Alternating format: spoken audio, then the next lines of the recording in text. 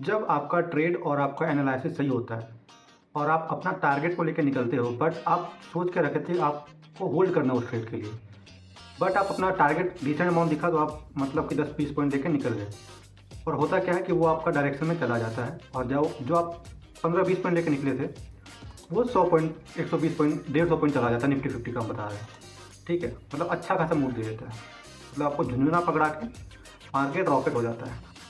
But next situation जब ऐसा create होता है, आप सोचते हो कि ये भी लंबा चलेगा, ठीक है, और फिर से आप ट्रेड लेते हो और इस बार आपका टारगेट जो आप 15-20 पॉइंट दिख रहा होता है, आप उसको बुक नहीं करते हो।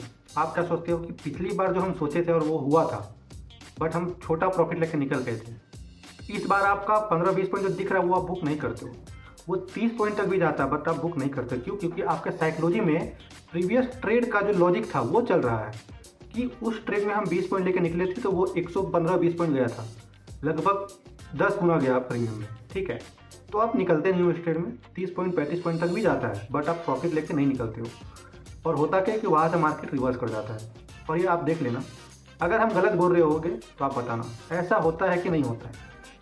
आपका जो पहला ट्रेड का लॉजिक था, आप उसमें अपना टारगेट लेकर निकलते हो, बट सोच के रखे थे हम होल्ड करेंगे, लेकिन कर नहीं पाते हो और टारगेट लेकर निकल जाते हो और वो चले जाता है, लंबा चले जाता है, अच्छा खासा प्रीमियम मूव देता है। बट सेकेंड ट्रेड में जब आप वही लॉजिक लगाते हो कि हम इसमें होल्ड करेंगे और आप 20-25 पॉइंट लेकर नहीं निकल रहे हो इसमें भी, और ये नहीं जाता है ना, और आपका लास्ट में एसएल खाता है, फिर आप एसएल भी होता है कि बहुत सारे ऐसे ट्रेडर होंगे कि एसएल कट कर देते हैं। क्यों? क्योंकि वो दिमाग में चल रहा है कि ये जाएगा, ये लंबा जाएगा। कुछ जो समझदार हो गए वो तो एसएल ले लेते हैं, बट कुछ लोग एसएल कट करके और बड़ा लॉस ले लेते हैं। तो ये जो दो साइकोलॉजिकल इफेक्ट आपके ट्रेडिंग जर्नी में पड़ता है, और ये होगा 100% होगा। मेरे साथ भी ऐसा होता है और इनफैक्ट अभी भी ऐसा बहुत बार होता है। बट हम अपने आप को समझा लिए कि तुम जो सोच रहे हो वो गलत है। सिर्फ और सिर्फ तुम्हारा रिस्क रिवॉर्ड मतलब तुम जो सोचे हो, तुम्हारा जो रिस्क मैनेजमेंट है वो मैटर करता है और कुछ नहीं। बल्कि बात, तुम अगर सोच रहे हो कि लंबा जाएगा तो जाने दो, जितना पॉइंट तुम लेके निकलो मार्केट से और जितना पॉइंट तुमको देना है, तुमको बस वही दिन भर करना है और उससे ज़्यादा कुछ नहीं। अपना टारगेट और अपना एसेट तुमको पता होना चाहिए। ये हम अपने दिमाग को समझा लिए, क्योंकि मेरा अच्छा खासा साल हो गया, लगभग 3-3.5 साल हो गया मेरा मार्केट को दे चुके। बट जो बिगनर ट्रेडर होते हैं ना, बिगनर इनफैक्ट 6-7 महीना नहीं, साल भर वाले के बाद भी ऐसा होता है। मेरे साथ तो ये होता ही रहता था। तो ऐसा होगा, 100% होगा, और इसमें आप सच में गलत नहीं हो। मार्केट आपका इमोशन के साथ ऐसा ही खेलेगा। इसका सॉल्यूशन क्या है? सॉल्यूशन भाई साहब यही है, अगर आपको होल्ड करना है तो आप अपना रिस्क मैनेजमेंट उस तरह से लेके चलो। बट हम आपको बता रहे हैं, अगर निफ्टी 50 में आप 20-25 पॉइंट कैप्चर कर रहे हो तो वो डिसेंट टारगेट होता है, ठीक है।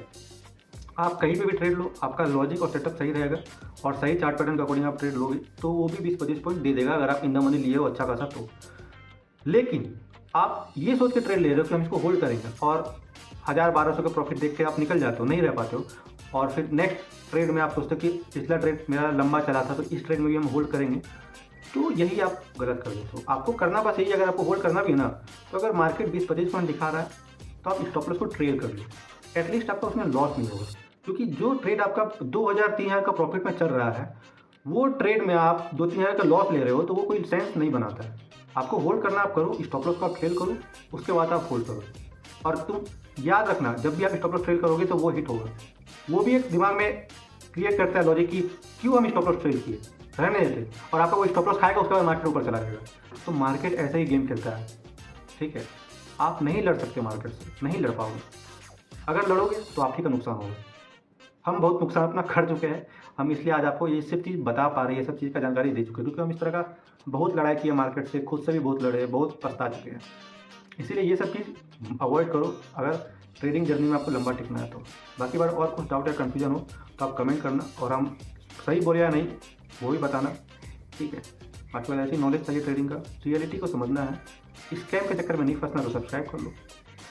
Bye bye.